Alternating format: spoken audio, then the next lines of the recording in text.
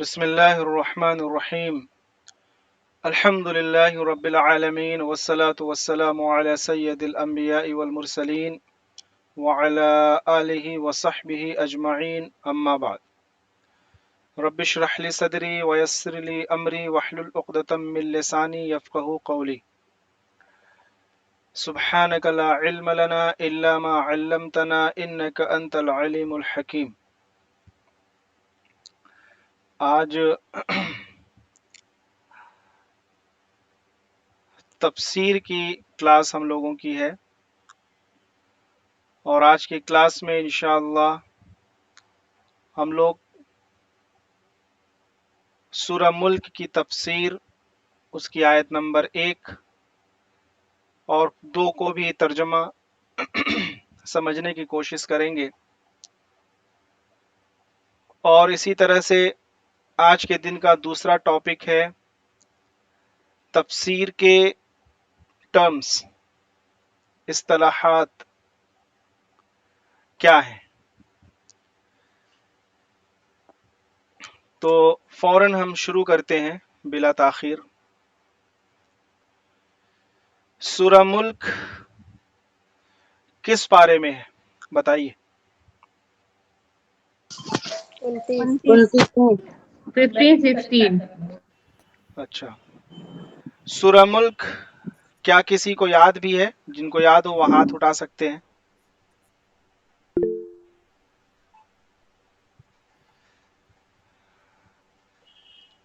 اچھا چلیے، ماشاء اللہ۔ سورہ ملک کن لوگوں کو پڑھنے کا معمول ہے؟ کون ہیں جو لوگ معمول 24 گھنٹے کا یعنی روزانہ سورہ ملک کی وہ تلاوت کرتے ہیں؟ اچھا 3 لوگ، کم لوگ ہیں۔ اچھا 9 لوگ، ماشاء اللہ ماشاء اللہ، 10، بہت بہتر ہے، بہت بہتر ہے۔ سورہ ملک قرآن کریم کی ایک بہت خاص صورت ہے، اور ہمیں یہ یاد رکھنا چاہیے کہ اللہ تبارک و تعالی نے قرآن کریم میں جو صورتیں نازل فرمائی ہیں، جو آیات اللہ نے نازل فرمائے ہیں، وہ ساری کی ساری صورتیں اور آیات اپنی اپنی جگہ بالکل ایک فضیلت کے حامل ہیں، بلکہ قرآن کریم کا ایک نقطہ، ایک زیر، ایک زبر بھی اپنی جگہ پرفیکٹ ہے، وہ بیجا نہیں ہے۔ لیکن کچھ صورتوں کے تعلق سے ہمارے نبی اکرم صلی اللہ علیہ وسلم نے فرمایا کہ یہ صورتیں خاص ہیں، جیسے کہ سورہ یاسین کے تعلق سے نبی اکرم صلی اللہ علیہ وسلم نے فرمایا کہ یہ قرآن کریم کا دل ہے۔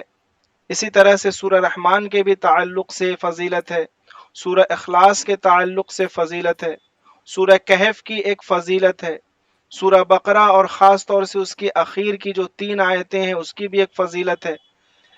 تو پورا کا پورا قرآن تو فضیلت والا ہے، اور ایک ایک نقطہ اپنی جگہ اس کو ہونا چاہیے، اس میں کوئی کمی نہیں۔ تو یہ جو فضیلتیں ہیں، اس کا مطلب یہ نہ سمجھا جائے کہ قرآن کریم کی فلاں صورت فضیلت والی ہے تو یہ دوسری صورت اس سے کم ہے، ایسا نہیں، بلکہ یہ صرف ایک امتیاز ہے اس صورت کا، دوسری صورت کے دوسرے امتیازات ہیں۔ اسی طرح سے سورہ ملک جو کہ 29ویں پارے میں ہے، اور میں اس کی پہلی آیت آپ کے سامنے تلاوت بھی کر دیتا ہوں۔ اعوذ باللہ من الشیطان الرجیم، بسم اللہ الرحمن الرحیم، تبارک الذی بیدہ الملک وہو علی کل شیء قدیر۔ سورہ ملک میں اللہ تبارک و تعالی نے پہلی آیت میں ارشاد فرمایا، بڑی برکت ہے اس کی جس کے ہاتھ میں راج ہے، یعنی وہ بادشاہ ہے اور وہ سب کچھ کر سکتا ہے۔ یہ فضیلت اللہ تبارک و تعالی، یہ قرآن سورہ ملک کی اللہ تبارک و تعالی نے پہلی آیت کے اندر یہ بات بیان فرمائی۔ اس کے تعلق سے ہم اس کی تفسیر اور سمجھنے کی کوشش بھی کریں گے.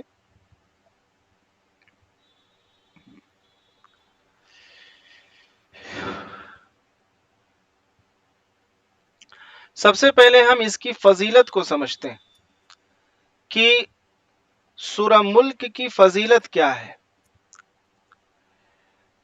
تو دیکھیے سورہ ملک جیسے کہ اس کا جو نام ہے، اس کا ایک نام اور بھی ہے، سورہ واقعہ کہا جاتا ہے اس کو. واقعہ نبی صلی اللہ علیہ وسلم نے فرمایا، عین سے نہیں ہے، یا سے. سورۃ الواقعہ، واقعہ کی میننگ ہوتی ہے بچانے والی سورت. اسی طرح سے النبی اکرم صلی اللہ علیہ وسلم نے اس سورت کا ایک دوسرا نام بتایا، وہ ہے منجی سے منجیہ، سورۃ المنجیہ، یعنی نجات دینے والی سورت.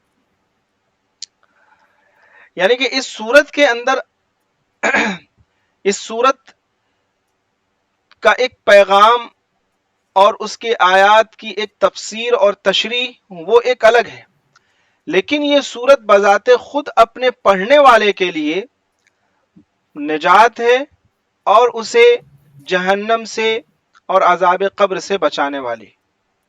نبی اکرم صلی اللہ علیہ وسلم نے ارشاد فرمایا، ہی المانعۃ المنجیہ تنجیہ من عذاب القبر، یعنی کہ یہ سورت یہ روکنے والی ہے. کیا روکنے والی ہے بھائی؟ تو جہنم کے عذاب کو روکنے والی ہے، اللہ کے عذاب کو روکنے والی. وہ منجیہ یعنی کہ نجات دینے والی ہے، بخشش کرنے والی ہے، بچانے والی ہے. تنجیہ من عذاب القبر یعنی کہ یہ آیت عذاب قبر سے بچانے والی بھی صورت ہے، یہ صورت ہے.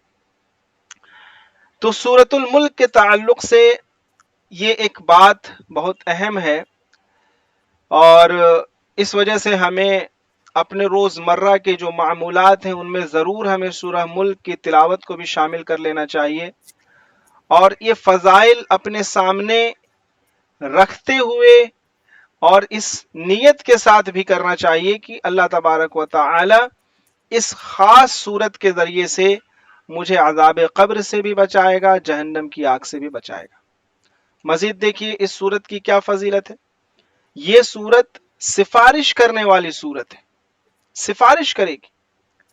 یعنی کہ وہ سفارش کیا ہے بھائی؟ تو سفارش کا مطلب یہ ہرگز نہیں سمجھنا چاہیے کہ سفارش دنیاوی کچھ کرے گی، بلکہ سفارش کا مطلب یہ ہوا کہ جب اللہ تبارک و تعالی تمام انسانوں کو اپنے روبرو حاضر کریں گے، حشر کا میدان ہوگا اور ہر ایک انسان وہ خود میں پریشان ہوگا، خود میں پریشان ہوگا. اور جو ایک منظر کشی کی گئی ہے قیامت کی، اللہ تبارک و تعالی نے بتایا کہ وہ دن ایسا ہوگا کہ لوگ حواس باختہ ہو جائیں گے، اور حاملہ عورت ہوگی اگر، اور اس کا حمل ضائع ہو جائے گا، گر جائے گا، اور اسے احساس بھی نہیں ہوگا. یعنی کہ یہ جو کنڈیشن ہوتی ہے، جو ماں ہوتی ہیں وہ بہتر جانتی ہیں کہ کتنی تکلیف ہوتی ہے بچے کے پیدائش کے وقت. لیکن قیامت کی ہولناکی اتنی خطرناک ہوگی، اور اس طرح کا ایک آزمائش کہہ سکتے ہیں، کس طرح کا ماحول ہوگا کہ ہر ایک انسان پریشان ہوگا، اور اتنی پریشانی ہوگی کہ انسان کا دماغ کام کرنا بند کر دے گا، اور ماؤں سے ان کے بچے اگر ضائع ہو جائیں تو انہیں احساس تک نہیں ہوگا. تو ایسی حالت میں، ایسی کنڈیشن میں سورہ ملک سفارش کرنے والی صورت بنے گی. یا پھر جب فیصلے کی گھڑی ہوگی اس وقت یہ سفارش کرنے والے بنے گی. جیسا کہ نبی اکرم صلی اللہ علیہ وسلم نے فرمایا کہ کتاب اللہ میں ایک ایسی صورت ہے جس کی آیتیں تو صرف 30 ہیں. سورہ ملک کی کتنی آیت ہیں بھائی؟ اونلی 30 آیت، صرف 30 آیتیں. بہت مختصر سی صورت ہے، بہت بڑی صورت نہیں ہے. سورہ بقرہ کی طرح سے 2-2.5 پارے کی نہیں ہے، بلکہ 2-2.5 صفحے کی کہہ سکتے ہیں آپ. بہت چھوٹی سی صورت ہے. اور اگر کوئی اس کی تلاوت کرنا چاہے تو مجھے لگتا ہے کہ بہت اطمینان سے اگر کوئی تلاوت کرے گا تو بھی وہ 5 منٹ سے زیادہ اس کو وقت نہیں لگنے والا، مطلب بہت اطمینان سے ٹھہر ٹھہر کے تلاوت کرے گا تو، ورنہ اگر کسی کے روٹین میں یہ شامل ہو جائے تو 3 سے 4 منٹ 5 منٹ میں وہ پوری سورت تلاوت کر لے گا، لیکن اس کا فائدہ کیا ہوگا؟ نبی صلی اللہ علیہ وسلم نے فرمایا کہ کتاب اللہ میں ایک ایسی سورت ہے جس کی آیتیں تو صرف 30 ہیں، لیکن قیامت کے روز یہ ایک شخص کی سفارش کرے گی یہاں تک کہ اس کو جہنم سے نکال کے جنت میں داخل کر دے گی، اور وہ سورت کون سی ہے؟ وہ سورت تبارک ہے، یعنی سورہ ملک۔ تو یہ فضیلت سورہ ملک کے تعلق سے نبی اکرم صلی اللہ علیہ وسلم نے بیان فرمائی۔ اس سے پہلے والی فضیلت بھی ترمذی شریف میں مذکور ہے، اور یہ سورت بھی، یہ فضیلت بھی جو حدیث ہے وہیں سے نقل کی گئی ہے۔ لہذا اب تک اگر ہمارے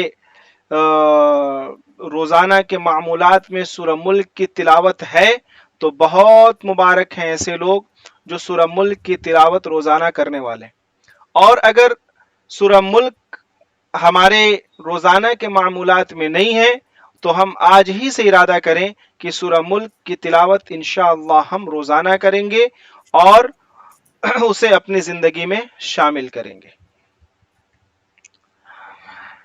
ٹھیک ہے، سمجھ میں بات اتنی آ گئی؟ جی سر۔ ٹھیک ہے، تو سورہ ملک کی فضیلت بتائیے، سورہ ملک کے 2 نام بتائیے، سورہ ملک کے 2 نام جو بتائے گئے ہیں اس کو بتائیے۔ سورہ ملک کے 2 نام سورۃ المناجیہ، سورہ واقعہ۔ ہاں، سورۃ المنجیہ، منجیہ، منجی، منجیہ، سورۃ المنجیہ۔ دیکھیے سورۃ الواقعہ۔ ہاں، یہ میم نون سورۃ جیم المنجیہ، یا، سورۃ الواقعہ۔ سورۃ الواقعہ نہیں ہے، عین نہیں ہے یہاں پہ، دیکھیے گا ہے نا، یا ہے یہاں پہ، یہاں پہ یا ہے، واقعہ، واقعہ خیال کیجئے گا، واقعہ۔ دیکھیے یہ جو ہے یہ یا ہے نا، یہ یا ہے، یہاں پہ عین نہیں۔ سورہ واقعہ وہ دوسری سورت ہے، سورہ رحمان کے بعد ہے، اس کی بھی ایک فضیلت ہے اور اس کے اندر بھی بہت مبارک سورت ہے۔ یہ سورہ واقعہ، اس کو واقعہ مطلب بچانے والی سورت، اور سورۃ المنجیہ یعنی نجات دینے والی سورت۔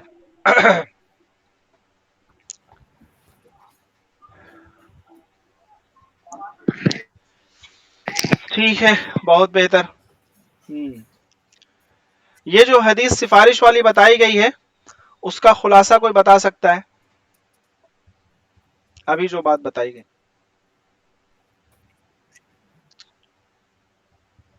کیا بیان فرمایا گیا؟ نبی صلی اللہ علیہ وسلم نے کیا کہا سورہ ملک کے تعلق سے؟ ابھی جسٹ میں بتائی آپ گئی۔ صلی اللہ علیہ وسلم نے فرمایا کہ کتاب اللہ میں اس میں ایک ایسی 30 آیتیں ہیں جو اپنے پڑھنے والے کو قیامت کے دن سفارش کرے گی، اور یہاں تک کہ اس کو جہنم سے نجات دلائے گی۔ ماشاء اللہ، ماشاء اللہ۔ تو ہم سب چاہتے ہیں نا کہ سورہ ملک ہمارے بھی سفارشی بنے، شفاعتی بنے۔ اللہ تعالیٰ سے دعا فرمائے کہ اللہ تعالیٰ اس سورت کو ہماری زندگی میں شامل کر دے، اس پر عمل کی توفیق عطا فرمائے، اور جو اس کے فضائل ہیں اس کا مستحق ہمیں بھی بنائے، آمین۔ ٹھیک ہے، بہت بہتر۔ اب ذرا سا آگے بڑھیے، دیکھیے اس کی تفسیر اور اس کی توضیح۔ دیکھیے اس میں ایک لفظ ہے تبارک، لفظ پہلا ہی لفظ ہے تبارک، ہے نا۔ اچھا یہ دیکھیے یہاں پہ وہ ہوا، یہاں پہ آیا ہے کہ نہیں آیا ہے؟ وہ ہوا کل ہم نے پڑھا ہے، وہ ہوا کل پڑھا ہے نا بھائی؟ کل نہیں، سوری پرسوں، نرسوں جب بھی پڑھا، پرسوں۔ وہ ہوا کی میننگ بتائیے، اصل میں یہ لفظ کیا ہے؟ اور وہ، اصل لفظ بتائیے۔ اور وہ، اور وہ، اور وہ کیا یہ لفظ ایک ہے یا 2 لفظ ہیں؟ 2 لفظ ہے۔ کون کون سے؟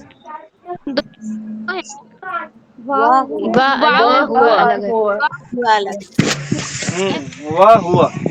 اچھا یہاں ہوا سے مراد ہاں یہاں ہوا سے مراد اللہ تبارک و تعالی ہے، جو پیچھے جن کا ذکر چل رہا ہے. دیکھیے تبارک یہاں ایک لفظ دیا ہوا ہے. سورہ ملک جب ہم تلاوت کرتے ہیں تو سورہ ملک میں سب سے پہلے تبارک لفظ آتا ہے. تبارک لفظ کی مائک میوٹ کر لیجئے، جب میں کہوں پھر میوٹ کیجئے گا. تبارک لفظ جو ہے یہ مشتق ہے. مشتق ہے مطلب یہ کہ روٹ ورڈ جو ہے اس کا الگ ہے، ٹھیک ہے، اور وہ وہاں سے لیا گیا ہے. اس کے تعلق سے ہم جو قرآن کلاس چلتی ہے اس میں ہم آگے جب ورب اور اس کی ڈیفینیشن اور اس کی کائنڈس میں جب ہم جائیں گے تو انشاءاللہ وہاں پہ ہمیں یہ چیز پتہ چلے گی. یہاں پر یہ سمجھیے کہ لفظ تبارک جو ہے یہ برکت سے لیا گیا ہے، اور برکت اردو میں بھی استعمال ہوتا ہے، آپ سب اس کو بہتر جانتے ہیں.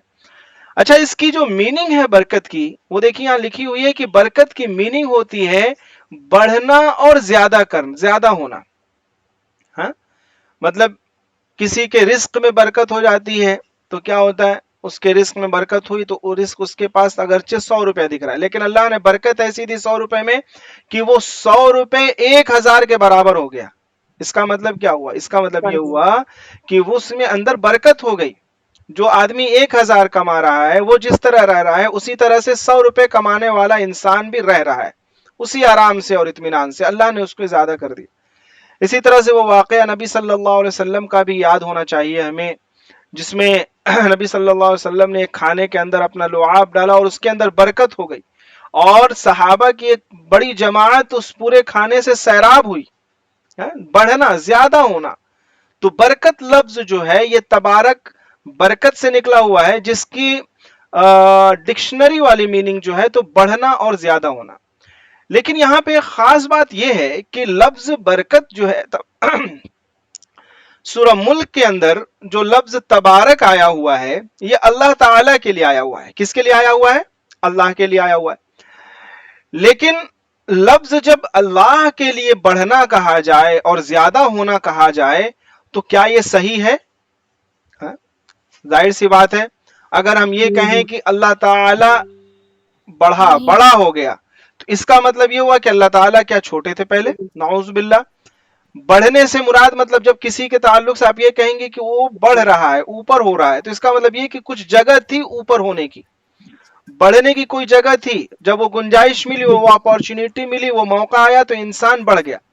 بٹ اللہ تعالیٰ کیا ہے؟ اللہ تعالیٰ کے تعلق سے یہ ایک عقیدہ ہمارا ہے کہ اللہ تعالیٰ پرفیکٹ ہیں. وہ نہ تو کم ہو سکتے ہیں، مثال کے طور پر اللہ کی کوئی صفت ہے، اللہ کی کوئی صفت، اللہ تعالیٰ سمیع ہے یعنی سننے والا ہے، تو اللہ تعالیٰ سننے والا ہے، تو اللہ تعالیٰ کی وہ صفت اپنی جگہ پوری مکمل ہے. ایسا نہیں ہے کہ کچھ باقی ہے، کچھ کم ہے، بالکل آخر درجے کی ہے، اور نہ اس میں کمی نہیں ہو سکتی جتنا سننے والا. اور اسی طرح سے اللہ کی جو سمیع صفت ہے اس میں زیادتی بھی نہیں ہو سکتی. کیوں؟ کمی کا تو تصور نہیں کیا جا سکتا کہ اللہ تعالیٰ کی کوئی صفات کم ہو سکتی ہیں، بٹ زیادتی کا بھی تصور نہیں کیا جا سکتا، اس وجہ سے کہ اگر آپ یہ کہیں کہ اللہ تعالیٰ کی سمیع والی صفت بڑھ رہی ہے تو اس کا مطلب یہ کہ پہلے کچھ جگہ تھی بڑھنے کی، کچھ کمی تھی، لہذا یہ چیز نہیں. اللہ تعالیٰ کی جو صفت جیسی ہے وہ بالکل مکمل ہے، نہ اس میں اوپر جانے کی جگہ ہے نہ نیچے جانے، وہ بالکل آخر درجے کی ہے. تو یہاں پر تبارک لفظ جو ہے اس کا ترجمہ کیا کریں گے؟ تو اس کا بالکل آسان سا ترجمہ ہم یہ سمجھ سکتے ہیں کہ جب اللہ تعالی کے لیے اس طرح کے الفاظ کا استعمال کیا جاتا ہے تو اس کا مطلب یہ ہوتا ہے وہ بالکل بلند اور بالا تر ہے، بڑھا نہیں ہے، وہ بلند اور بالا تر ہے. جیسے ہم کہتے ہیں اللہ اکبر، اللہ اکبر کا ترجمہ کیا کرتے ہیں؟ اللہ سب سے بڑا ہے. مطلب ایسا نہیں ہے کہ اللہ سے بھی بڑا کوئی ہے یا اللہ تعالیٰ بڑے ہو رہے ہیں، اللہ ہی بڑا ہے. بلکہ میرے ایک استاد محترم نے اس کا ترجمہ بتایا تھا کہ اللہ اکبر کا ترجمہ کرنا چاہیے اللہ ہی بڑا ہے، اور اللہ اکبر یہ بھی کہہ سکتے ہیں کہ اللہ تعالیٰ سب سے بڑا ہے، اس سے بڑا کوئی نہیں ہے، بالکل آخر میں ہے. لہذا یہ تبارک جو لفظ جب اللہ تعالیٰ کے ساتھ آتا ہے تو اس کا مطلب یہ ہے کہ وہ بلند اور بالا تر ہے اور بالکل اخیر جو لیول ہوتا ہے بالا تری کا اللہ تعالیٰ اس پر فائز ہے. تبارک کے میننگ یہاں پہ ہمیں یہ کرنی ہوگی اور یہ اس سے ایک نقطہ ہمیں ملتا ہے. آگے دیکھیے یہ جو سورہ ملک کی پہلے آیت کا دوسرا ٹکڑا ہے بیدہ الملک، یہ تھوڑا سمجھنے والا ہے. بیدہ الملک، ابھی ہم اس کا ترجمہ نہیں کر رہے ہیں، الفاظ پہ ہم تھوڑی سی بات کر رہے ہیں تاکہ تھوڑی سی وضاحت ہو جائے، پھر ہم اس کا ترجمہ اس کی تشریح بھی کر دیں گے. بیدہ الملک، یہاں پہ دیکھیے ایک لفظ ہے ید. ید کی میننگ ہوتی ہے ہاتھ. ید کی کیا میننگ ہوتی ہے؟ ہاتھ ہوتی ہے. اور یہ لفظ ید جو ہے اللہ تعالی کے ساتھ قرآن کریم میں بارہا استعمال ہوا ہے. بہت دفعہ اللہ تعالیٰ کے ہاتھ کا ذکر قرآن کریم میں آیا ہے. تو اس کا مطلب کیا ہوا؟ اللہ تعالیٰ کا ہاتھ ہے؟ نہیں نہیں. یہاں پہ ہمیں یہ سمجھنا ہوگا کہ اس سے مراد اللہ کا ہاتھ نہیں ہے، کیونکہ اللہ تعالیٰ تو جسم اور اعضاء سے بالا تر ہے. جسم ہونے کا مطلب یہ ہے کہ آپ کسی چیز میں قید ہو گئے، اور کیا ہے؟ آپ کی ایک حد بن گئی. ہاں، جسم میں جب کسی چیز کو آپ ڈیفائن کر دیتے ہیں اور اس میں اس کو ڈال دیتے ہیں تو اس کی ایک حد بن جاتی ہے، اس حد کے باہر وہ نہیں ہو سکتا. تو اللہ تعالی جسم سے اور اعضاء سے بالا تر ہے. اللہ تعالیٰ کیسے ہیں وہ خود جانتے ہیں، ہم نہیں جان سکتے کہ اللہ تعالیٰ کیسے ہیں. بس یہ عقیدہ اور ایمان ہے کہ اللہ تعالیٰ ہیں. اب وہ کیسے ہیں، کس حال میں، اللہ بہتر جانتے ہیں. ہمیں بس کہا گیا اللہ ہیں، اللہ کے وجود پر ہم ایمان لائے، اللہ کی جو صفات ہیں اس پر ہم ایمان لائے. اللہ نے جیسا کہا، جتنا کہا اتنا ہم نے مان لیا، اور ہمیں مزید آنکھوں سے دیکھنے کی، ہاتھوں سے چھونے کی ضرورت نہیں ہے، اور نہ اپنے عقل کو دوڑانے کی ضرورت ہے. یہاں پہ ایک پوائنٹ ہم اور اگر سمجھ لیں، حروف متشابہات. قرآن کریم میں اللہ تبارک و تعالی نے جو آیتیں نازل فرمائی ہیں، وہ آیتیں ایک تو وہ آیتیں ہیں جو محکم ہیں، مستحکم ہیں اپنی جگہ، یعنی کہ ان کے جو میننگ ہیں وہ بالکل وضاحت کے ساتھ ہیں اور ان کو بالکل آسانی سے سمجھا جا سکتا ہے، پرفیکٹ ہے، مستحکم ہے، اس میں کوئی تزلزل نہیں. اور دوسری طرف کچھ آیات اللہ تبارک و تعالی نے قرآن کریم میں ایسی نازل فرمائی جس کے اندر اللہ تبارک و تعالی نے کچھ متشابہات رکھ دیے، یعنی کہ اس کی میننگ عام انسان نہیں سمجھ سکتا. تو اس کے تعلق سے کیا حکم ہے؟ اس کے تعلق سے حکم یہ ہے کہ ان متشابہات کی وضاحت مستحکم آیتوں سے اور محکم آیتوں سے کی جاتی ہے، اور ان متشابہات میں الجھا نہیں جاتا، کیونکہ جو لوگ الجھتے ہیں ان کے تعلق سے قرآن نے کہا ہے کہ ان کے دل میں کجی ہے، اور جو متشابہات کو لے کر کے لڑتے ہیں، جھگڑتے ہیں، یا پھر اس کے اپنے من سے کچھ معنی مراد لیتے ہیں جو قرآن و حدیث کے معنی سے مختلف ہوتا ہے، تو پھر کیا ایسے لوگ گمراہ بھی ہو جاتے ہیں. تو کیا ہے؟ قرآن کی دو آیتیں ہوں گے، دو طرح کی، تھوڑا سا اس کو سمجھنے کی کوشش کیجیے، ایک محکم اور ایک متشابہات. یہ قرآن نے خود کہا ہے. اور اسی متشابہات میں سے بیدہ الملک، اللہ تعالیٰ کا ہاتھ جہاں جہاں کہا جاتا ہے تو ہاتھ سے مراد وہ اس کے ظاہری الفاظ نہیں لیں گے، اور کہنے لگے کہ اللہ کے تو ہاتھ ہیں، اللہ تعالیٰ کہہ رہا ہے، اور اللہ تعالیٰ سمیع ہے تو سننے کے لیے کان کی ضرورت، اللہ کے کان ہے، نعوذ باللہ. اس طرح سے ہم اس کے معنی مراد نہیں لے سکتے. ہمیں کیا کرنا ہے؟ ہمیں بس جتنی بات اس میں کہی گئی ہے اس پر ایمان لانا واجب ہے ہمارے لیے، اور اس کی کیفیت کیا ہے، اس کی حقیقت کیا ہے، ہمیں معلوم نہیں ہے، اور نہ ہی ہم اس کے پیچھے پڑیں گے کہ ہاں یہ کیا چیز ہے. ٹھیک ہے؟ تو محکم اور متشابہات. تو بیدہ الملک، اللہ تعالی کے ہی ہاتھ میں بادشاہیت ہے، اللہ تعالی کے ہی ہاتھ میں تمام چیزوں کا خیر، تمام چیزوں کا شر ہے. اللہ کے ہی ہاتھ میں اس پورے کے پورے کائنات کا نظام ہے.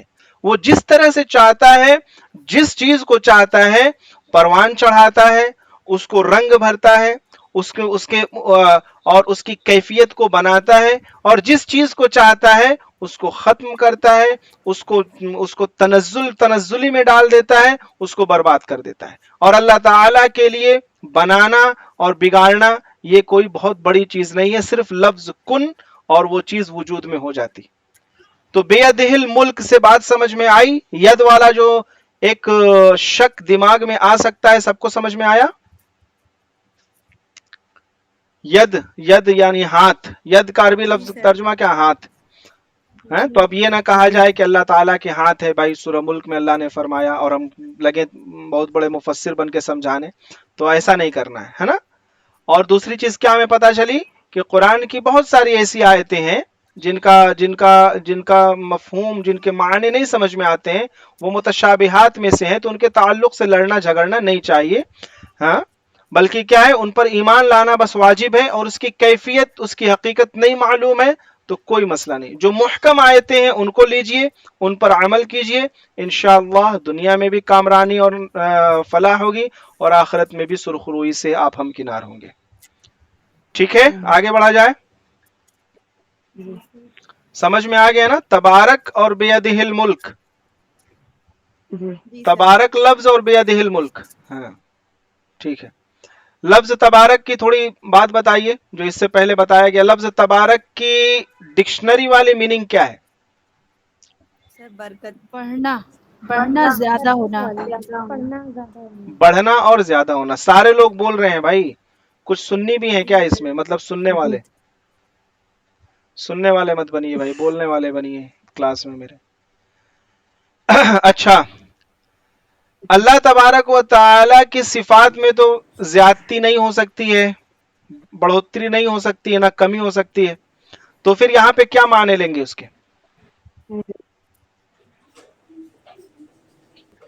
برکت والا، وہ بہت برکت اور بلند والا ہے۔ اس کا کیا جواب دیں گی؟ مطلب یہ کہ اللہ کی کمی میں زیادتی، اللہ کی صفات میں کسی صفت میں کمی اور زیادتی نہیں ہو سکتی، تو تبارک سے کیا مراد لیں گے؟ اللہ یعنی جو تعالیٰ، اعلیٰ درجہ ہے، اللہ اللہ تعالیٰ تعالیٰ اس لاسٹ پر درجے قائم ہے۔ تک برکت والا ہے، آخری درجے تک برکت والا ہے۔ بالکل، مطلب بلند اور بالا تر ہے۔ بالا تر سے مراد بالکل لاسٹ والا جو چوٹی ہے، اس کے اوپر کچھ ہے ہی نہیں ہے، مطلب اتنا بلند ہے، اس کو تصور بھی نہیں کر سکتے ہم اپنے اس ذہن سے، ناقص ذہن سے، کہ وہ کتنا بلند اور کتنا بالا تر ہے۔ بس اللہ نے کہا ہے، ہم نے مان لیا۔ بلکہ ابھی ہم جتنے آنکھوں سے دیکھتے ہیں اسی میں سمجھنا مشکل ہو جاتا ہے۔ آج کل جو سائنس ترقی کر رہی ہے، اپنے آپ کو کہتی ہے کہ بہت ترقی یافتہ دور آ گیا ہے، اس میں اللہ کو انسان اللہ کی تمام طرح کی تخلیق سے پردہ اٹھا رہا ہے۔ اللہ تعالیٰ نے کیا کیا بنایا ہے، اور ہم پہلے سمجھتے تھے یہ دنیا ہی ہے، یہ زمینی ہے، اور اب کیا ہو رہا ہے کہ بھائی یہ دنیا تو کچھ نہیں، اور اس دنیا میں ہمارا وجود بھی کچھ نہیں۔ کیوں کچھ نہیں ہے؟ اس وجہ سے کہ آپ اللہ تعالیٰ کی قدرت کو جب آج کی سائنس کے نظریے سے دیکھیں گے تو آپ کو دکھے گا کہ جو یہ زمین ہے وہ زمین کیا ہے؟ وہ سمجھ لیجئے کہ ہمارا جو سولار سسٹم ہے اس کا ایک پارٹ ہے، اور ہمارا جو سولار سسٹم ہے یعنی نظام شمسی، یہ کیا ہے؟ یہ پورا کا پورا ملکی وے، ایک جو یونیورس ہے، کہکشاں ہے، اس کا ایک حصہ ہے۔ اور اس پورے یونیورس میں ہمارے اس پورے سورج اور اس سے ملے جلے جو اور سارے گرہ ہیں، ان کی حقیقت صرف اتنی ہے جیسے ریگستان میں چٹکی بھر ریت ہے، اور اس پورے ملکی وے جو ہمارا پوری یونیورس ہے، اس کی حقیقت پوری کائنات میں جو اللہ تعالیٰ نے بنا رکھی ہے، اور وہ مسلسل بڑھا رہا ہے اللہ تعالیٰ اسے، اس پورے ملکی وے کی حقیقت کیا ہے؟ اس کو بھی ایسے ہی سمجھیے، پورے کے ایک ریگستان میں ایک چٹکی بھر ریت۔ تو ہماری حقیقت کیا ہے جس پہ ہم اتنا تمتماتے پھرتے ہیں اور آئی ایم سم تھنگ اور کے نعرے بلند کرتے ہیں، اور سمجھتے ہیں کہ ہاں بھائی اگر تھوڑی عزت مل گئی، تھوڑا شہرت مل گیا، تھوڑا مال و دولت مل گئی، تو ہمارے دل میں زعم آ جاتا ہے، اور ہم اللہ تعالیٰ کے خلاف مطلب فخر گھمنڈ والی بات ہونے لگتی ہے۔ تو بتائیے کیا حقیقت ہے؟ کچھ نہیں۔ آدمی اس پہ سوچے، حالانکہ یہی روپیہ، یہی پیسہ، یہی عزت، یہی شہرت جب اللہ کی معرفت کے ساتھ آتی ہے، اللہ کی بندگی کے ساتھ آتی ہے، تو وہی مال انسان کو اللہ سے قریب بھی کر دیتا ہے۔ اللہ سے وہ مال قریب بھی کر، مطلب اس مال کا وہ صحیح استعمال کر رہا اللہ نے دیا ہے اس کو تو وہ صحیح استعمال کر رہا ہے، غربا مساکین کی مدد کر رہا ہے، اسی طرح سے اللہ کی راہ میں خرچ کر رہا ہے، اور وہ خرچ کر کے اس کے پیچھے نہیں پڑ رہا ہے کہ میں نے اتنا خرچ کیا اتنا، بلکہ کر کر کے بھول جا رہا ہے اور یہ سوچ رہا ہے کہ اللہ تعالیٰ کے ہاں اس کا اجر لیں گے. کوئی ظاہری مفاد اس کو اپنا نہیں ہے کہ ہم یہ پیسہ خرچ کریں تو ہم کو فلاں سے میرا یہ کام ہو جائے، نہیں، بلکہ بس اللہ کی رضا کے لیے کسی ضرورت مند کو دیکھا مدد کر دی. تو پیسے کے ذریعے سے اللہ کی قربت بھی حاصل ہوتی ہے، لیکن جب مال انسان کے پاس آتا ہے لیکن وہ مال اللہ کے شکر کے ساتھ نہیں آتا ہے تو وہ مال انسان کو اللہ سے دور بھی کر دیتا ہے. لہذا کیا دعا کرنی چاہیے؟ اللہ تعالی ہمیں خیر والا مال عطا فرما، خیر والی طاقت عطا فرما، شکر کرنے والا زبان شکر کرنے والی زبان عطا فرما، صبر کرنے والا دل عطا فرما. آمین یا رب العالمین. چلیے بھائی آگے بڑھا جائے. اتنا کلیئر ہو گیا. بیدہ الملک، بیدہ الملک سے کیا مراد ہے؟ اللہ تعالیٰ ہی کے ہاں ساری بادشاہت ہے. ہاں ید، اللہ تعالیٰ نے، اللہ تعالیٰ کے ہاتھ ہے، اللہ کے ہاتھ میں تمام بادشاہیت ہے. تو اللہ کا ہاتھ ہے، اس کا کیا جواب دیں گے؟ کیا اللہ تعالیٰ کے ہاتھ اور پیر ہیں جیسا کہ یہاں پہ؟ جسم اور اعضاء سے پاک ہے. اللہ باڈی سے پاک ہے، اس کے کوئی پارٹ نہیں ہے، اس کا کوئی باڈی نہیں، ان ساری چیزوں سے پاک اور بلند اور بالا تر. ٹھیک ہے چلیے دیکھیے اس آیت میں اللہ تبارک و تعالی کے 4 صفات کا دعویٰ ہے. سورہ ملک کی جو آیت نمبر 1 ہے اس میں اللہ تعالی نے اپنی 4 صفات کا دعویٰ کیا ہے اور 4 صفات سے متعارف کرایا. ٹھیک ہے. نمبر 1 کیا ہے؟ اللہ تعالی کا وجود ہے.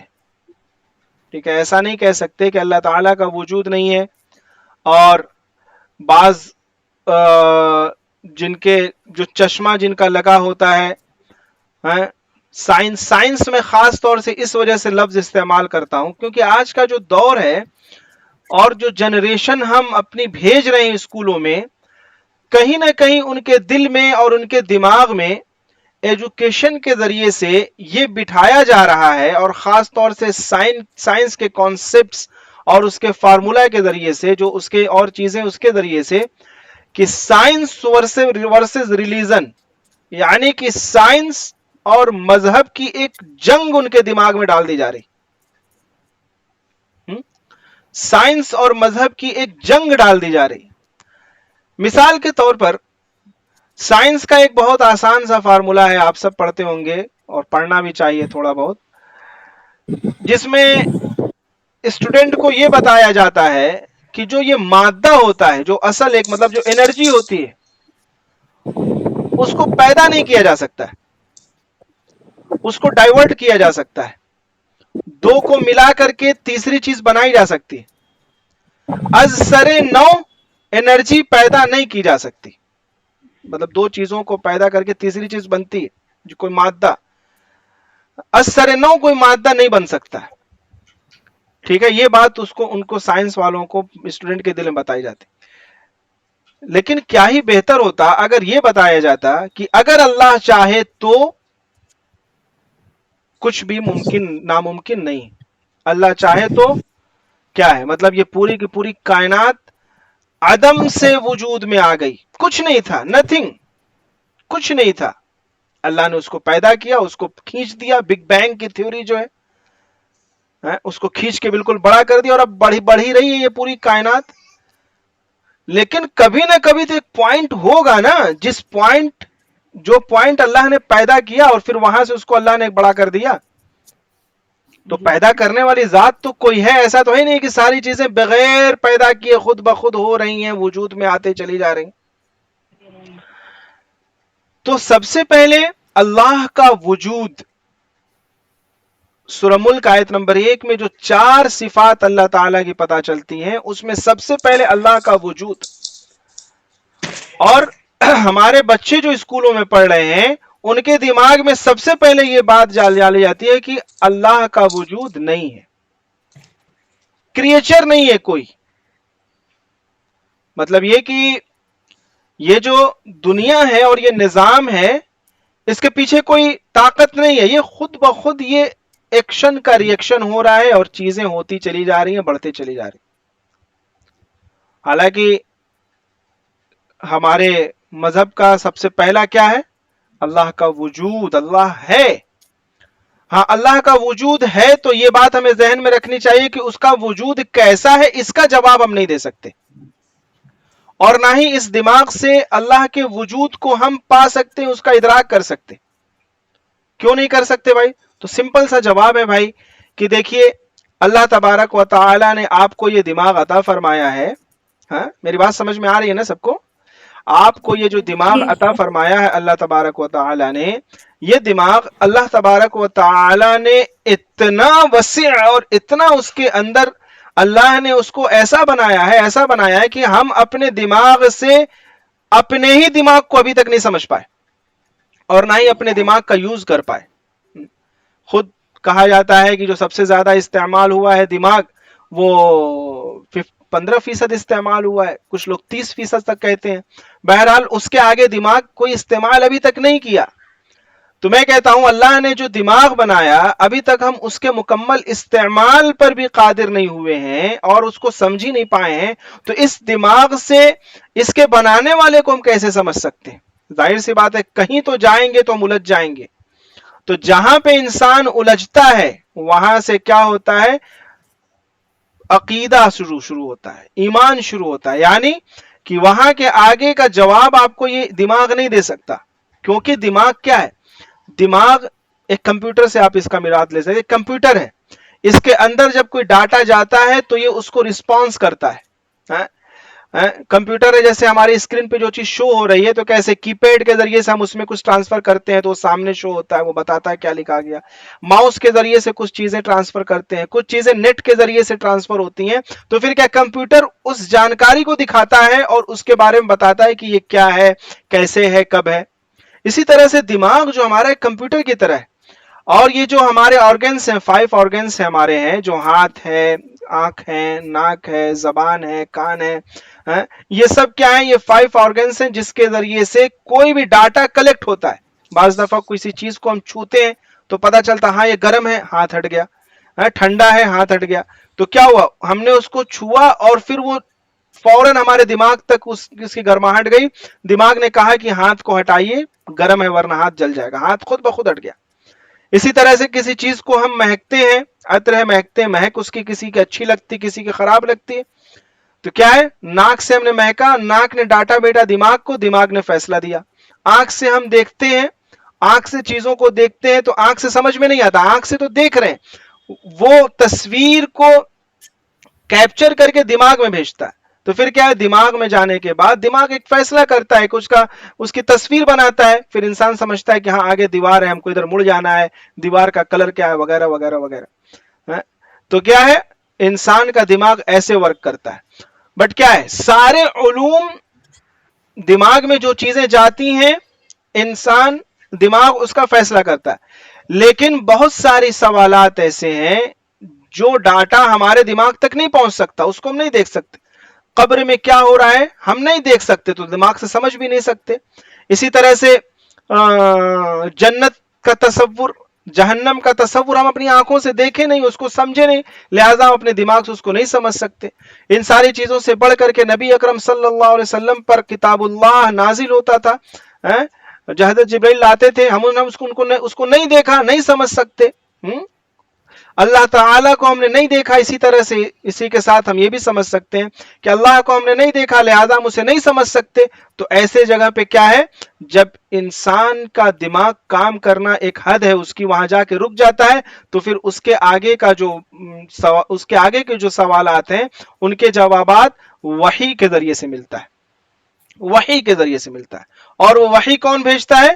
اس دماغ کو بنانے والا، اس پوری کائنات کو بنانے والا۔ لہذا کیا ہے؟ وہاں پہ اس حد پہ جا کر کے ہم اپنے دماغ کو چھوڑتے ہیں اور پھر اس وحی پر ایمان لاتے ہیں، اس وحی کی بات کو مانتے ہیں، اور قرآن کریم میں جو اللہ تعالیٰ نے باتیں بتلائی ہیں ان باتوں کو ہم اپنے دل سے مانتے ہیں، اپنی زبان سے اقرار کرتے ہیں اور اس پر ایمان لاتے ہیں، اور یہی ایمان ہے۔ تو اللہ کا وجود اسی ایمان کا ایک حصہ ہے. ٹھیک ہے، ہم نے دیکھا نہیں، بٹ کیا اللہ نے کہہ دیا ہے تو ہم نے مان لیا. نبی صلی اللہ علیہ وسلم نے بتلا دیا، ہم نے مان لیا کہ ہاں ایک سپریم پاور ہے، ایک سپریم پاور ہے جو کہاں ہے؟ عرش پر ہے، اپنی ذات کے اعتبار سے اور اپنی صفات کے اعتبار سے بندوں کے شہ رگ سے زیادہ قریب ہے. اب وہ کیسے عرش پر ہے، کیسے بیٹھا ہے، کھڑا ہے، کیا ہے، اس سے ہمیں کوئی بحث نہیں اور نہ ہی اس بحث میں ہمیں پڑھنا ہے. صرف ایمان ہم نے سنا اور لا دیا، نبی صلی اللہ علیہ وسلم نے بتایا، ہم نے اس کو مان لیا. تو سب سے پہلی بات جو ہمیں پتا چلی سورہ ملک کی آیت نمبر 1 سے، اور اس آیت نمبر 1 کا جو کنکلوژن ملا وہ یہ کہ اللہ تعالی کا وجود ہے. سمجھ میں بات آئی؟ جی سوالات اگر ہیں تو آپ اس کو بعد میں کر لیجئے گا. دوسری چیز کیا ہے؟ اللہ تعالی کی جو صفات ہیں، جو اس کے کمالات ہیں، وہ کیا ہے؟ بالکل وہ ایکسٹریم لیول پر ہیں، لاسٹ ہیں، اس میں زیادہ ہونے کا کوئی تصور ہی نہیں. جس طرح سے کمی کا تصور نہیں ہم کر سکتے، اللہ تعالیٰ کی ان صفات میں ہم زیادتی کا بھی تصور نہیں کر سکتے. ٹھیک ہے. اور تیسری چیز کیا ہے؟ حکومت اللہ تعالیٰ کی، اللہ تعالیٰ کی ہی بادشاہیت ہے. اللہ کی بادشاہیت ازل سے ہے، ابد تک، ہمیشہ سے ہے، ہمیشہ تک رہے گی. ہر ایک چیز اللہ کی بادشاہیت کا شاہکار ہے. اور چوتھی چیز جو ہمیں اس آیت سے پتہ چلتی ہے کہ اللہ تعالی ہر ایک چیز پر قادر ہے. بعض دفعہ ہوتا ہے نا کہ بادشاہ تو انسان رہتا ہے لیکن قادر نہیں رہتا، کیونکہ انسانی بادشاہ جو ہوتے ہیں تو انسانی بادشاہ خود کام نہیں کر سکتے، اس کے لیے انہیں عملے کی ضرورت ہوتی ہے. جیسے کہ جس ہم ملک میں رہ رہے ہیں اور جو یہاں کا لوکتنتر ہم کہہ سکتے ہیں، ہندی ورڈ لوکتنتر ہے. لوکتنتر میں کیا ہے؟ ایک پی ایم ہوتا ہے، پردھان منتری کے نیچے اس کا ایک پوری آفس ہوتی ہے، پی ایم او کہتے ہیں، پردھان منترالیہ جس کو کہہ سکتے ہیں، اس کا آفس ہوتا ہے. پھر اس کے نیچے اور چیزیں ہوتی ہیں، اس کے نیچے اور چیزیں ہوتی ہیں، اس کے نیچے اور چیزیں، پورا ایک سسٹم بنا ہوا ہے. تو کوئی بھی کام کرنا ہوتا ہے پردھان منتری کو، یا اپنا کوئی آرڈر نافذ کرانا ہوتا ہے، تو وہ ڈائریکٹ نافذ نہیں کرا سکتا، بلکہ وہ اپنے پی ایم او میں کہتا ہے، پی ایم او نیچے والوں کو اس طرح کرتے کرتے وہ ایک لیول ہوتا ہے جب گراؤنڈ لیول پہ وہ چیز اس کی حکم نافذ ہوتی ہے. لیکن اللہ تعالیٰ کی بادشاہیت کیسی؟ اللہ تعالیٰ کی بادشاہیت میں یہ چیزیں نہیں. کیا ہے؟ اسی وجہ سے اللہ تعالیٰ کی حکومت کے ساتھ فوراً اللہ نے کہا وَهُوَ عَلَى كُلِّ شَيْءٍ قَدِيرٌ، یعنی کہ اللہ تعالیٰ کیا ہے؟ جو چوتھی چیز اللہ نے سورہ ملک آیت نمبر 1 میں بیان فرمائی کہ اس کی بادشاہیت ایسی ہے کہ وہ قادر بھی ہر چیز پر ہے، ہر ایک چیز پر قدرت ہے. جس طرح سے چاہتا ہے، جیسا چاہتا ہے وہ حکم دیتا ہے، اور اس کو حکم نافذ کرانے میں کسی کی ضرورت نہیں پڑتی. ٹھیک ہے. تو اللہ تعالی نے اس سورہ ملک میں جو ہمیں اس کی آیت نمبر 1 سے جو 4 پیغامات ملے، اللہ کا وجود اور اللہ کی صفات وہ بالکل بلند اور بالا تر ہے، اللہ تعالی کی حکومت جو پورے کے پوری کائنات پر ہے، اور اللہ تعالی ہر ایک چیز پر قادر ہے. یہ پیغامات ہمیں لینے ہیں. اور سورہ ملک کے آگے کی جو آیتیں ہیں اس میں انہی ساری چیزوں کی وضاحت کے طور پر ہم دیکھیں گے اور پڑھیں گے، اور بہت سارے مضمون ایسے ملیں گے جو کہیں نہ کہیں ان 4 چیزوں کی تفسیر اور توضیح کے طور پر ہم دیکھ سکتے ہیں اور پڑھ سکتے ہیں. اللہ تعالی عمل کی توفیق عطا فرمائے. سمجھ میں بات آ گئی اتنی؟ آمین. جی جی سمجھ میں بات آئی؟ چلیے سمجھ میں آ گئی تو سمجھا دیجئے مجھے فٹاک سے.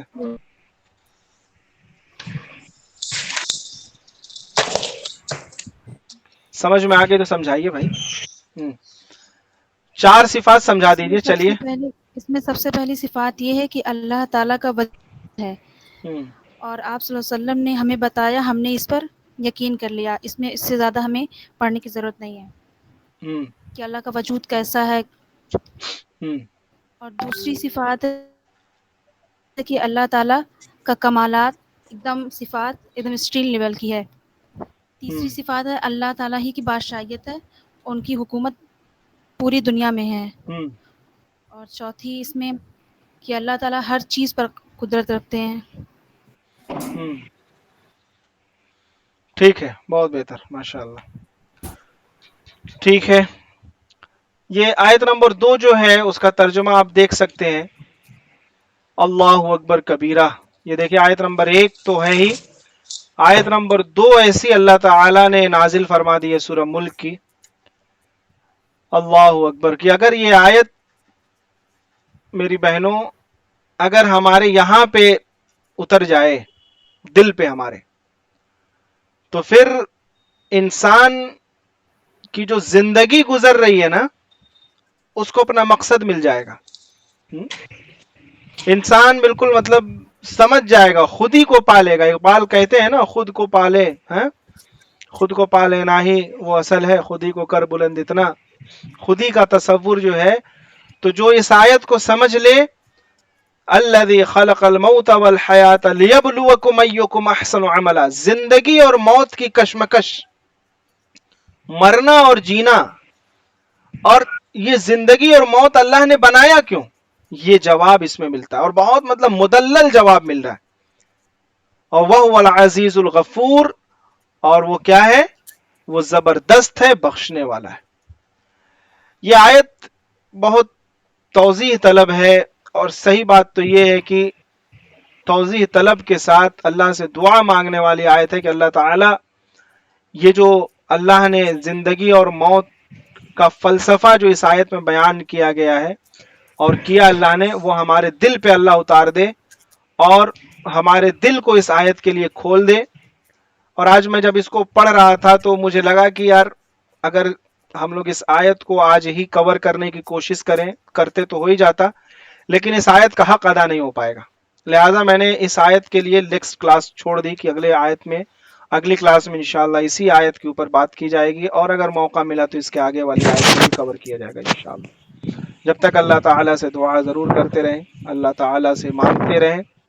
اور جو قرآن کلاس ہو رہی ہے، یہ جو تفسیر والی کلاس، یہ ایک عام کلاس ہے. آپ اس میں اپنے دوسرے بہنوں کو بھی، خاندان والوں کو بھی، جو بھی آپ کے سسٹر ہیں، فرینڈس وغیرہ ہیں، ریلیٹیو ہیں، ان سب کو آپ اس میں جوڑ سکتی ہیں اور لنک اس کی فارورڈ کر سکتی ہیں.